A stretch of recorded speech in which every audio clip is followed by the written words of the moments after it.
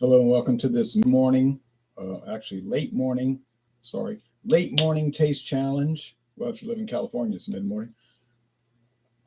James Foxe Canadian blended whiskey with natural flavors, introduced in 1975, bottled in Kentucky, bottled in Kentucky by the Sazerac Company. Wasn't started by the Sazerac Company, it was started by the Joseph Seagram's Distilling Company in 1975, but it was sold to Sazerac in 1989. This is a liter bottle. There's not much left, but I got more. But it was $8.99 for this liter bottle.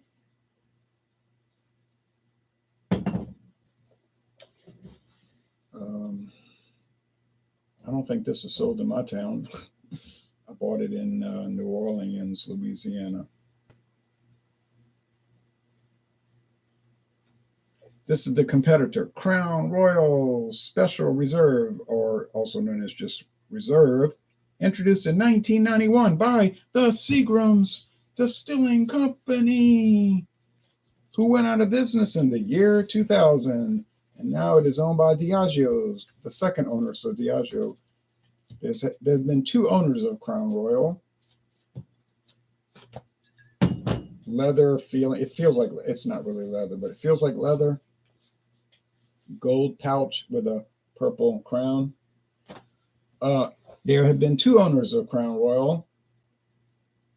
The Seagram's Distilling Company, 1939 to the year 2000, and Diageo from the year 2000 till today. Now, introduced in 1991 as Seagram's Special Reserve.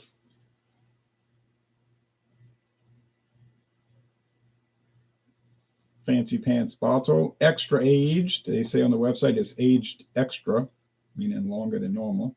No specific age statement. And they claim that they are only using less than 1% of the available Crown Royal barrels. Not even 1%, less than 1%. At first I was saying 1%. There's the crown for King Charles III, King of Canada.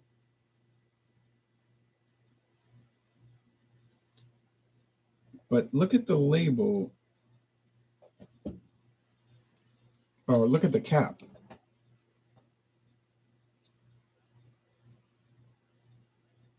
Crown Royal Special Reserve. So what's the name? Crown Royal Reserve or Crown Royal Special Reserve? They're both 40% alcohol. So price difference, $8.99 for a liter. True story, a liter. 2 years ago, they had this at Elio's Wine Warehouse, regular size bottle, not liters, 750s, regular size bottles. You could get a case of 12 bottles for $50. Case of $12 for $50 during the scamdemic. I guess they had a lot of excess product, wasn't a lot going on. I didn't buy it. I didn't need a case of 12 bottles of James Foxe, introduced in 1975, but it was a great deal.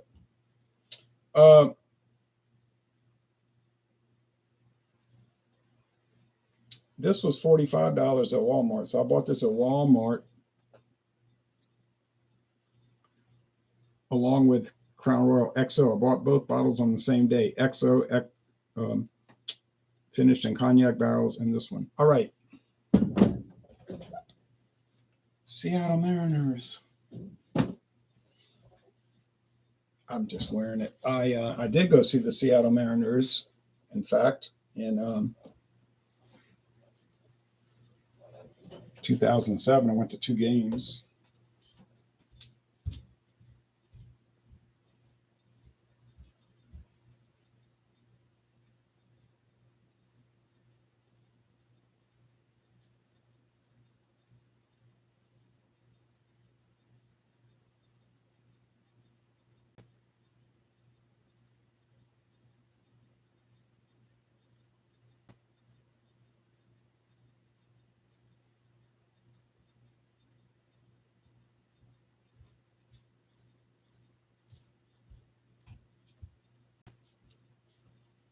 So when I went to see the Seattle Mariners in 2007, I plane American Airlines, stayed at the a local hotel in SeaTac, Seattle, Tacoma, little airport town, and they had a free shuttle to the airport, and then it was $2. You could take a bus from the airport hotel, the hotel SeaTac,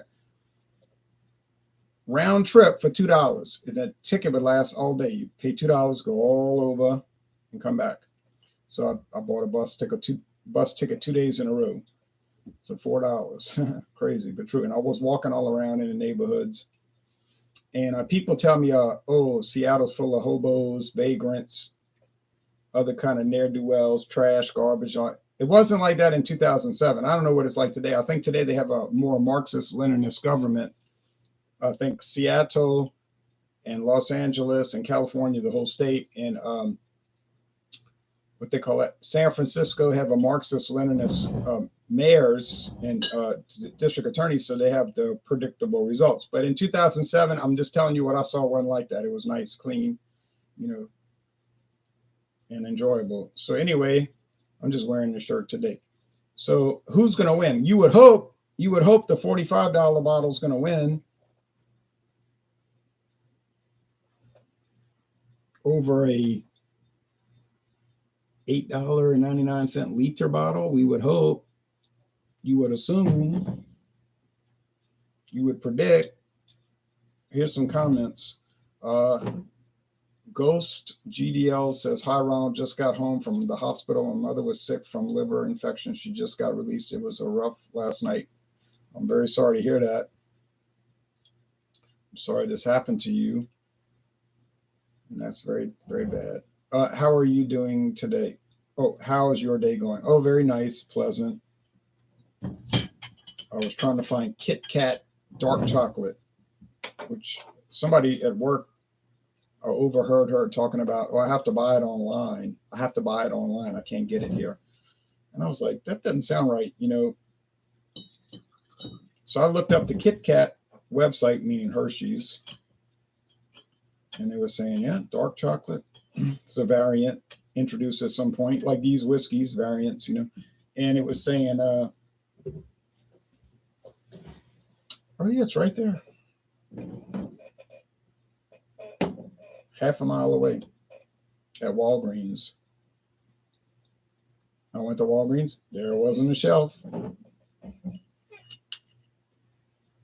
And she's ordering it, she's paying this exorbitant price to order it online. And I'm like, why don't people do research?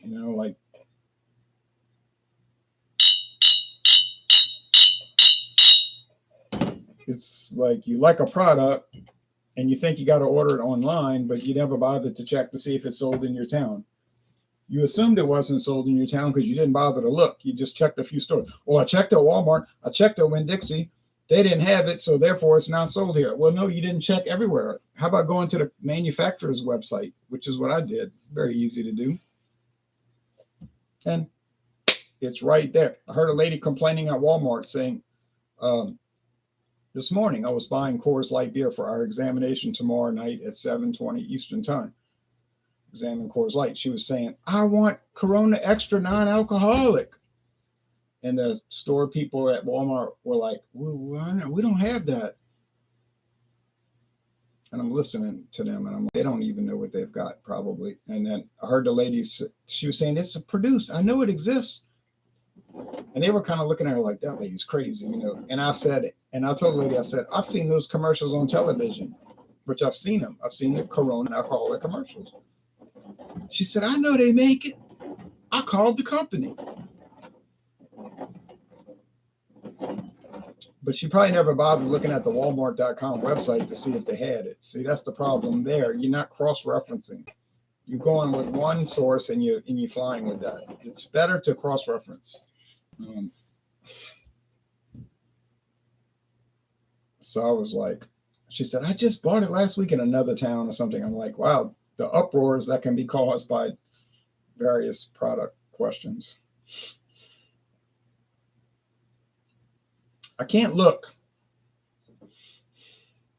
because if I see one that's lighter, I'm going to know it's the James Foxe. Gold and the Crown Royal Special Reserve / Reserve is brown, copper. You're not supposed to say brown. All right, copper. So if I glance at it, I'm going to know off the bat, as they say in the cricket world, which is which. Smells like wood. Smells like whiskey saturated wood. Smells like popcorn. Smells like an extra aged whiskey. I bet it's the Crown Royal. All right, over here. Smells like not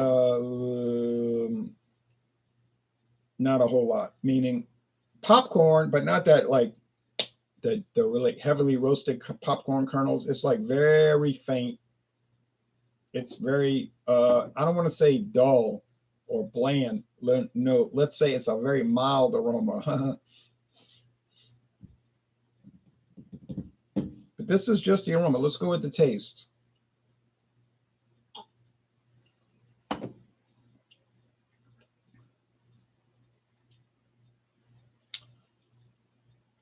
Whiskey saturated wood, sugar water. All whiskey to me tastes like sugar water. I don't care what kind it is. Sweet corn, maybe some rye spice. I don't know about wheat. You say, oh, they use wheat whiskey and Crown Royal. Oh, they might use wheat whiskey and Crown Royal. I don't know. They don't release their mash bill. I don't ever get that impression, though. It doesn't have that soft mouthfeel. Do they use malt whiskey, barley malt, single malt whiskey? Probably.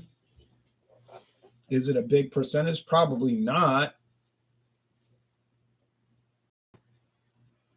Oh, Abalor. That's making me think of Abalor. I'd like to try that single malt.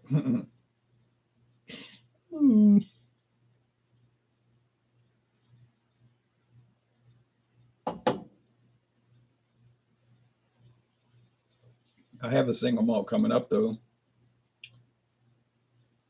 called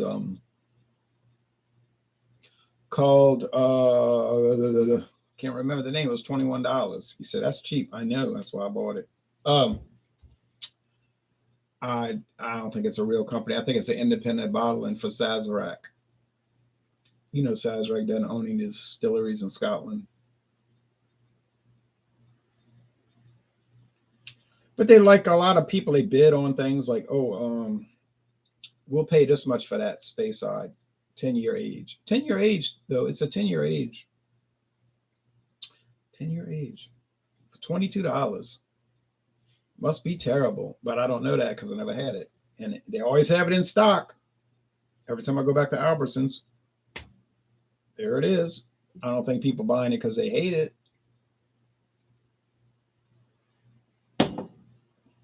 You say, no, they're buying it because they're cheap. Well, that could be that.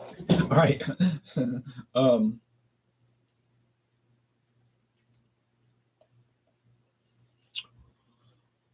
Oh, this got to be the James Foxe. It is. I knew it. And I'm going to tell you why I knew it. I bought my friend David a small bottle of James Foxe, half-size bottle.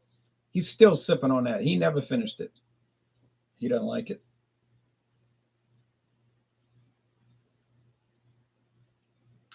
I told him at least you could finish it. You know, I would. I'll just drink it down, you know, be done with it. Ghost says, did you do the review of the West Coast? Oh, yeah, we did do a review. Oh, yeah, Ghost. That's Hector Lopez, right? I can't remember these aliases. Hector. Why you change your name? We did a duo review the same day that I did the solo. I did the solo, then I went to my friend David's house. We did the duo review. And you're going to see it's coming. It's already scheduled. I got it all scheduled to post. It's going to, as soon as its slot comes up, boom, it's going to post. And I believe it's going to be this month all the way to next month. Kevin Hostetler says, hello, what's the next dual review? You mean recorded? Oh, I don't know. I got so many scheduled. It's crazy because I went to my friend David's and we did some duo. He was in a bad mood that day. And he was like, I bet you're going to delete that video with me cussing. I said, I'm not going to delete it. I should delete it, but I said, I'm not.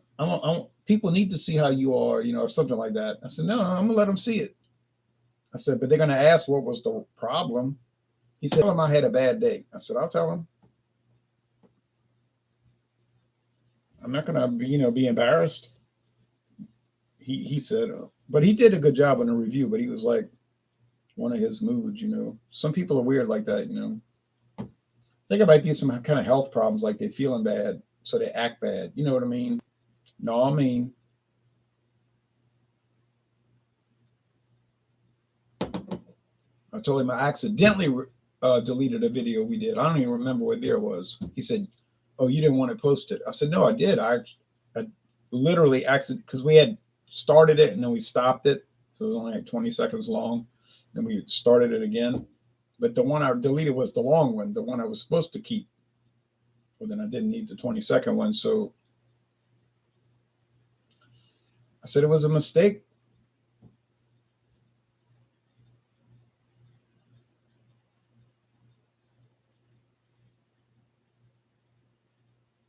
Okay, so okay, why am I saying one is one and one is the other? Okay, so this is the Crown Royal Reserve because it has a rich, very woody, like a oak barrel flavor, and a lot of dark popcorn, like almost burnt. And you could tell it was extra aged. How long? I don't know. And they don't say. They wanted us to know. They would tell us, right? And it's more savory and just more elaborate, I guess we could say. What's the topic for tomorrow? Hector. Oh, now you're back to Hector? Or is somebody impersonating you? When's the next due? Oh yeah. All right. Coors Light. Examine Coors Light tomorrow. Yum, yum, yum. It's just savory and more rich and more elaborate. Like I said, $45 though. I don't know. I'm not really into paying that kind of money. You say, well, you paid $226 for Crown Royal for Johnny Walker Blue Label. That's true. I did pay $226 plus tax for Johnny Walker Blue Label. That was a one-time thing. I'm not. Oh, you changed it back. Good. Thank you, Hector. Yeah, that's true. I did pay that, but I'm not going to be running out there paying that kind of money all the time. I was tempted to buy that Middleton Irish whiskey, the Super Deluxe, Fantastic Exploding Plastic Inevitable Edition 2022 for $199. I said, man, I just can't see that, And my friend David on the phone last night said, why would anybody pay $199 for Irish whiskey? I said, I don't know. I said, no one did around here because that same bottle sitting up there on the display case.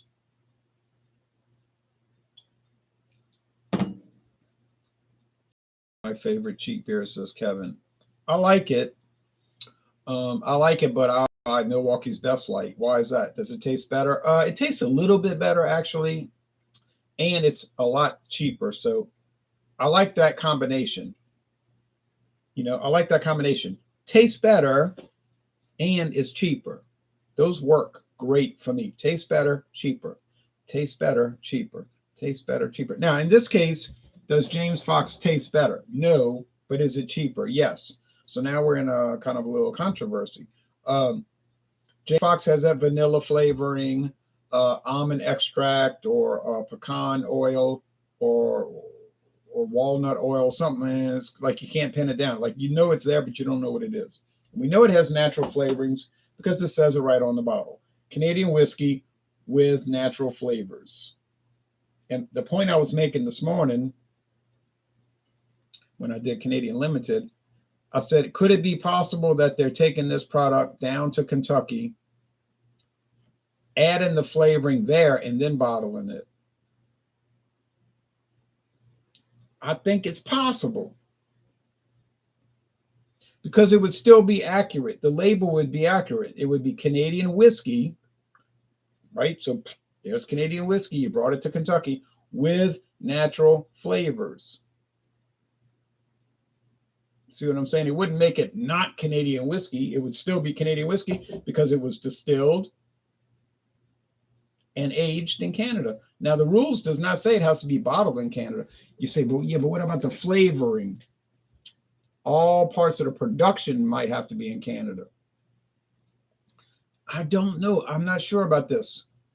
Even if they added the flavoring in Kentucky, they could get away with it because they could sell it as a distilled spirit specialty. I know what I'm talking about. I've seen these cases, those big cardboard boxes that, you go to the grocery store or liquor store and they save them. They might have 50 of them in the back. And so when people buy a bunch of stuff, they put the bottles in it so it doesn't fall everywhere. A lot of these products, it won't say bourbon whiskey on the label.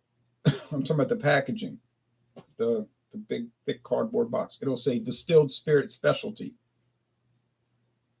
like bourbon whiskey with natural flavors. You say, no, no, no, no, no, no, no. You cannot add flavoring to bourbon whiskey. Very true. You absolutely forbidden to add flavoring to bourbon whiskey. Unless you want to add flavor into bourbon whiskey and sell it as bourbon whiskey with natural flavors. You say, well, that's like a joke. I mean, you're getting around the law by just calling it something else. Exactly. You're getting around the law by calling it something else. So if you ask Sazerac, is that a bourbon whiskey, or Heaven Hill, is that a bourbon whiskey? They would say, absolutely not. You can't add flavor into bourbon whiskey. Well, then what is it? They'd say it's a bourbon whiskey with natural flavors. You see, so hey, these laws are really funny. They're funny. They're like a laugh riot.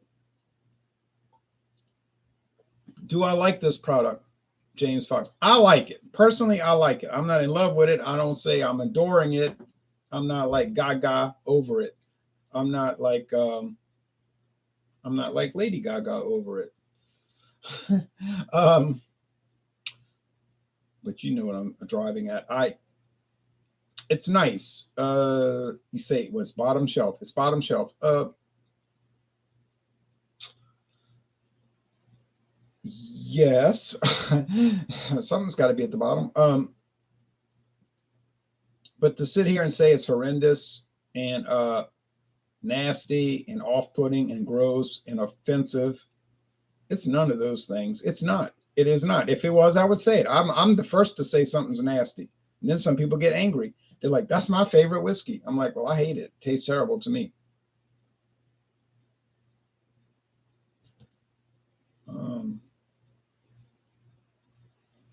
Louisiana Liquor Review says, Tommy Carroll, what beer is predicted to be the #1 seller in the United States in 18 months? I don't know. Coors Light? Are there a lot of microbreweries in your area, says Kevin? In my immediate area, there are none. In my general area, like Baton Rouge to New Orleans in a 100-mile radius, there are many. Are they good? They're okay. But, fine. They're fine. But to say they're going to win a lot of awards and just be something you just got to try, no. No. But they're nice. Paul Cardenas says, good morning, Ron. Cheers. Where did you hear about the James Foxe? I'll tell you that story. It's very quick. I never heard of James Foxe, never in my life. So I was on Louisiana Highway 22 eastbound. Oh, no, I'm sorry. I was going westbound. I was going back toward Baton Rouge. Louisiana Highway 22. It runs from Mandeville, Louisiana, all the way to the Mississippi River. Mandeville is north of New Orleans by Lake Pontchartrain. It goes east to west, southwest. Okay. You say, I don't care about your highways. I get that. So I was on the highway,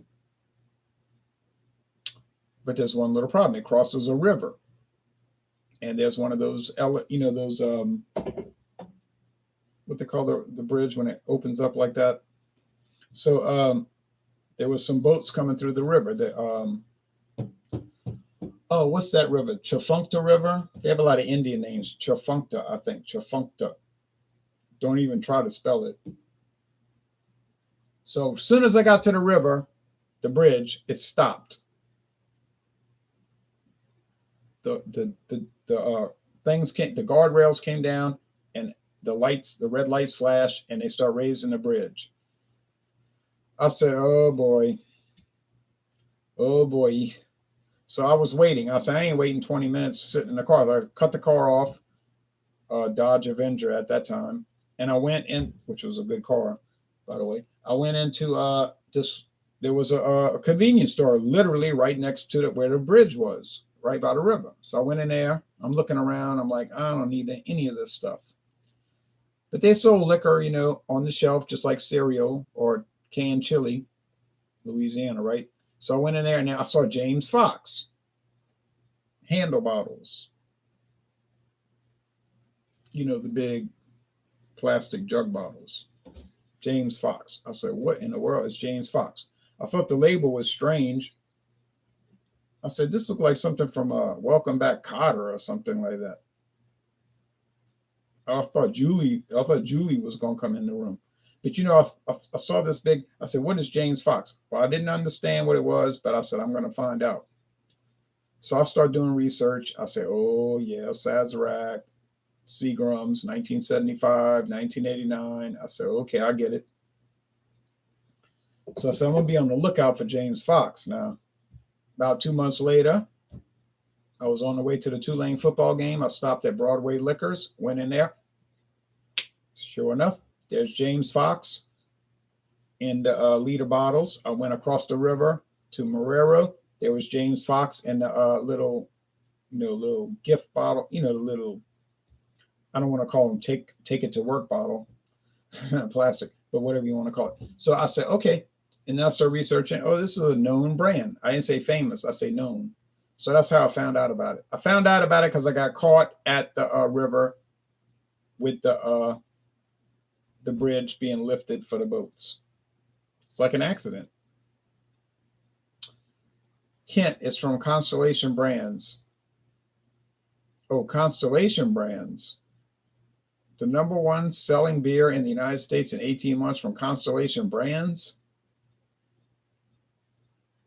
No, I don't believe it. I don't believe that.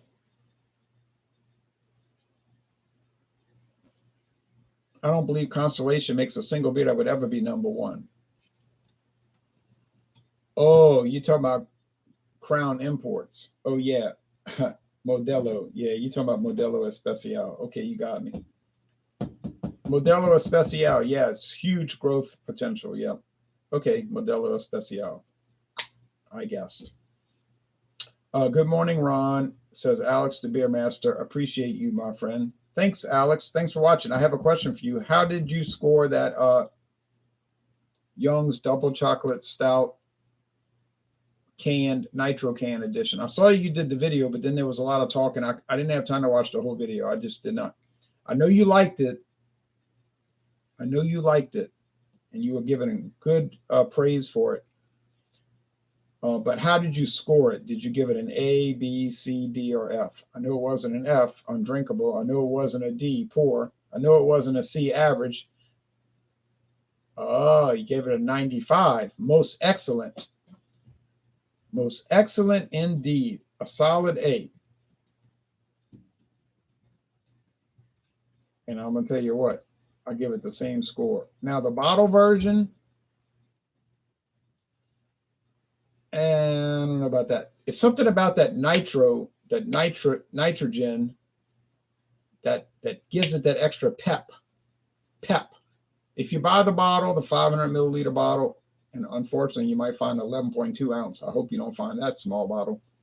But if you try the nitro version, the bottle version, you'd be like, oh, it's good, but it doesn't really have the chocolatey flavor that I thought it was going to have, and so forth. But if you try that nitro can, it's like it disperses the chocolate flavoring throughout. It makes it so very enjoyable.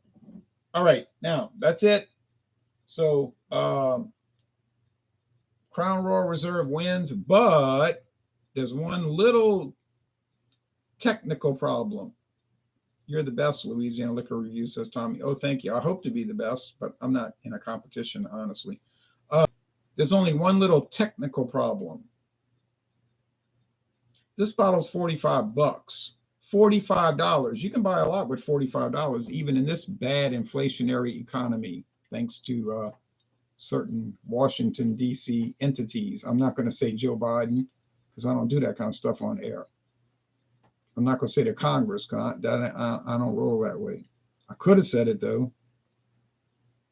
Special reserve, $45 plus tax. Yikes. $8.99 for a liter. Yeah. 9 times 4 is what? 36. I can buy 4 of these for the same amount as 1 of these. Now, I don't know how you roll, but if I can get 4 of these for the price of 1 of these, I'm probably going to be inclined to buy 4 of the James Foxe. Is it as good? No, I said that earlier in the video. But is it terrible? Certainly not terrible. Does it have approachable qualities? Does it have like literal enjoyable qualities? It does, really. Unless you have some kind of great animosity towards nut oil, walnuts, vanilla. Most people don't. You might. So, yeah, I guess I might rather have 400 liters of James Foxe. You heard me right. I think I might rather have 4,000 milliliters of James Foxe for the same price I would pay for not even 1,000 milliliters of Crown Royal. Now, I'm not here to attack Crown Royal. There is no validity in that. I like Crown Royal, and in fact, I bought the bottle. This was not sent to me. I paid for this. I would recommend this, but I'm just saying, this is me. I'm speaking for me. I don't speak for anybody else. If you give me the choice, instead of buying this for $45, or I know Mathern's has it for $42.99, not a bad deal. Honestly, I'm going to go to Broadway Liquors and I'm going to pay $8.99 and get a 4, yeah, you heard me, 4-liter bottles for $35.96. That's like way cheaper. But it ain't way worse. See how it works? It's way cheaper, but it ain't really way worse. It's not as good, but it ain't way worse. So I'm not trying to champion cheap liquor. I'm not here to do that. I'm not trying to promote inexpensive whiskey. That's not the goal. I'm not on some great quest to do this, but I'm tasting the products and I'm telling you what I think.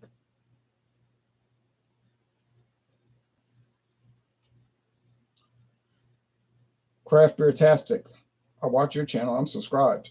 Nitro can version of Guinness is also better than the bottle version. I agree. But I do like the extra stout, 5.6%. And the foreign extra stout, well, I can't even find it. But it's awesome, but I can't find it. Kevin Hostetler says, I'm an economy drinker. I can't justify $45 on one single bottle. It's all about what you want to do. It's your money. Do I regret buying this? I certainly don't regret buying it. I'm doing the taste challenges. They're very enjoyable. You may hate them. I love them. They're fun to do. But I'm just not seeing the $45 for one bottle versus $35.96 for 4 bottles, and yeah, liter bottles. Get it? So and you're saying it's a trade-off. They're not as good. I said that earlier. I get that. I know what a trade-off is. I grasp that concept. When I bought my car, I did that. Did I buy the best car available? No. I don't believe it is. It's a Nissan, good car company. I'm running about 38 miles to the gallon. Yeah, 38 miles to the gallon. Um, Best car?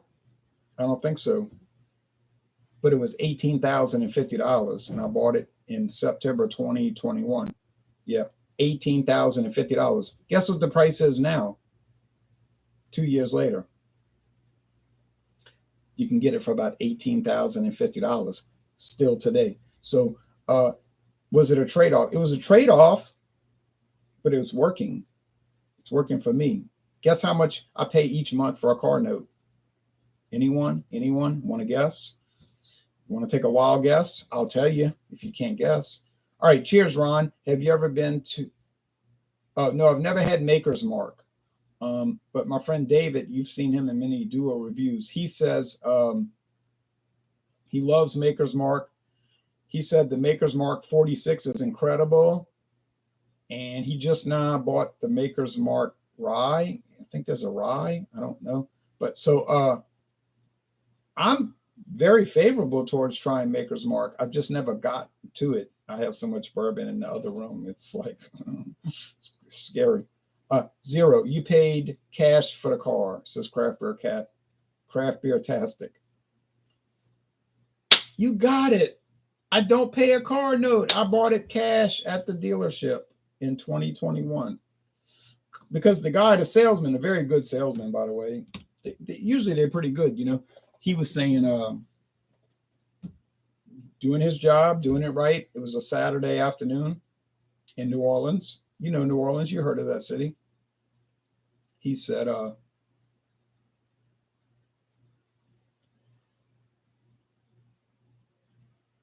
this focus on this camera is driving me nuts. He says, well, before we go on, we need to look at your credit rating, you know, because why sit there and negotiate a price of a car and the person don't even qualify? You know, half the people that go to the car dealership, they can't afford the car. They got no credit rating. And they be wasting their time. So he says, we need to go check that. I said, don't worry about that. I said, I pulled my checkbook out. I said, I'm just going to write a check for the full amount. He looked stunned, like he was like,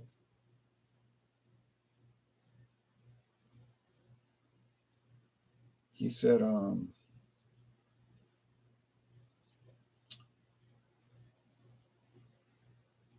on a minute. Brand new. Kevin Hostel. Oh yeah, brand new, 2021. You know, it was actually, the car was a month old. I bought it in September. It was built in August. The mileage on it was 2 miles. Had, I guess, driven around the parking lot. So I said, I'm not paying that dealer fee. He said, everybody pays $1,400 dealer fee. I said, not me. I said, I'm not trying to be ugly and I'm not trying to catch an attitude. And I think you're a good salesman. I said, but I'm not paying a dealer fee. I'm telling you right now, I'm going to pay tax, title, and license. That's it. I'm going to pay the tax because that's the law. You got to pay tax, sales tax. You have to pay for the license and the title. But I'm not paying a dealer fee. He said, but everybody pays that. I said, I'm not paying that. So he went and checked. I said, I'm going to write the full amount. I'm going to pay the full amount. You hear what I'm telling you? I'm going to write a check. It's going to be for the full amount. So they came back about 10 minutes later. I see him in the thing talking to the guy. He comes back. He said, they'll do that deal. I said, okay. So I wrote it, drove. I said, you got the truck. I'm taking the car. And I left. So money talks. I'm not saying that to be flip, and I'm not saying that to brag, and I'm not saying that to say, oh, look at me. I'm saying that's the truth. That's the truth. $18,000 for a brand new vehicle is great. Yeah, $18,050. It was actually $18,050. Okay. It's a great car. I love driving. My friend David said this car is great. He says kind of small though. I wish you would have bought the bigger model. I said no.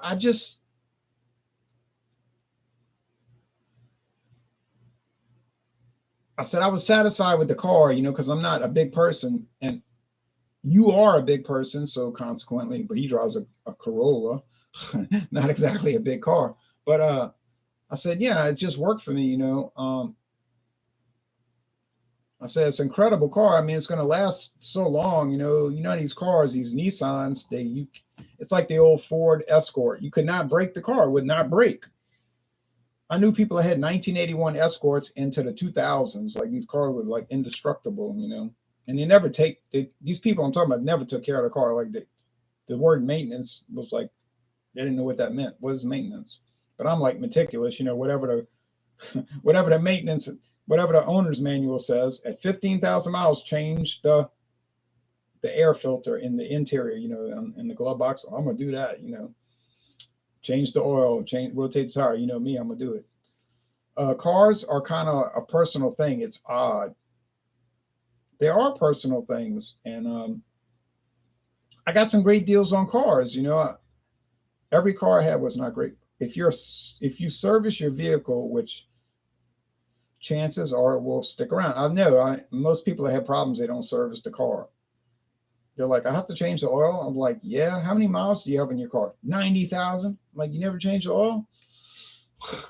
It's like insanity like that. But I had that 1993 Mustang LX.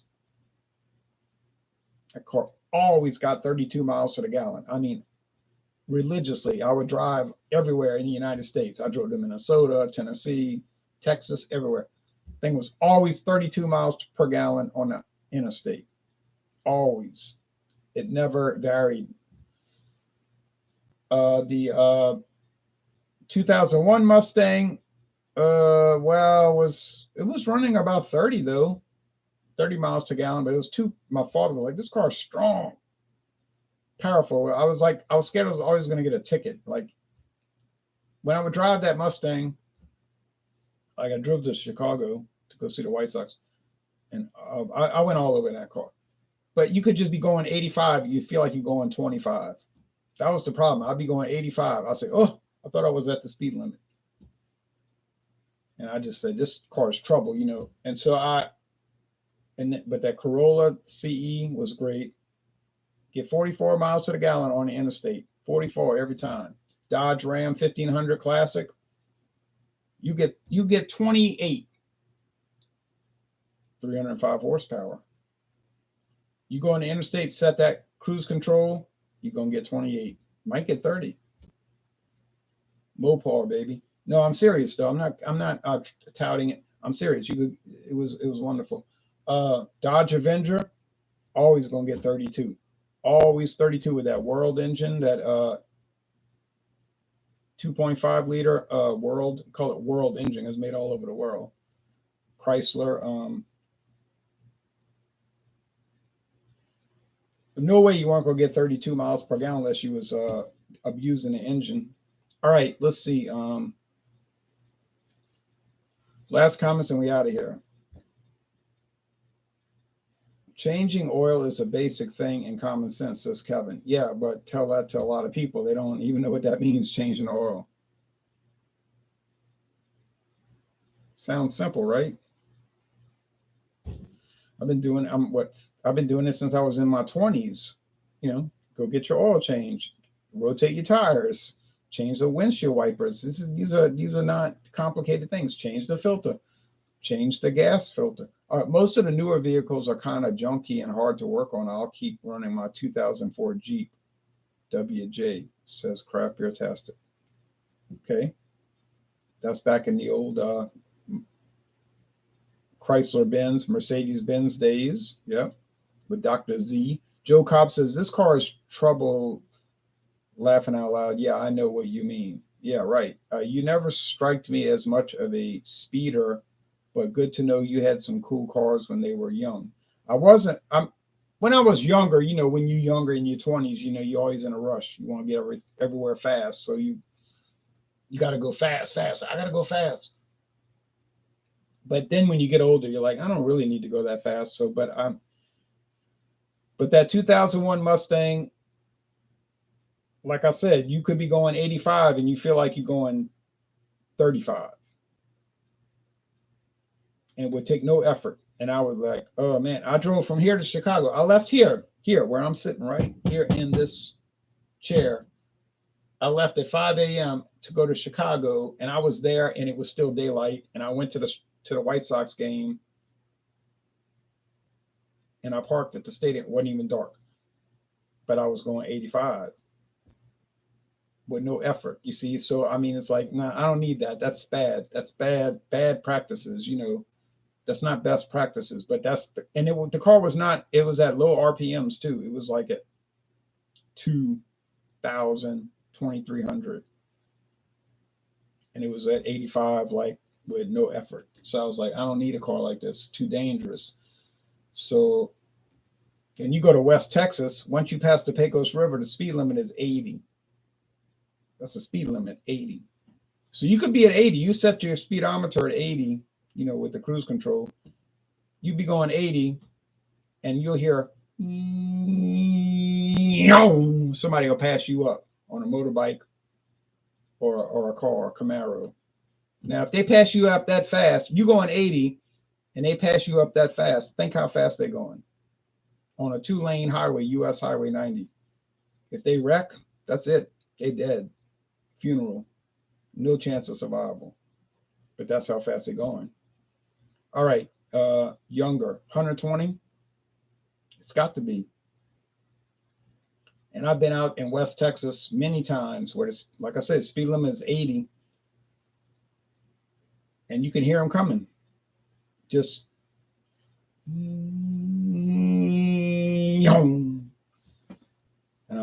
And I'm going 85 because, they'll give you 5 miles per hour.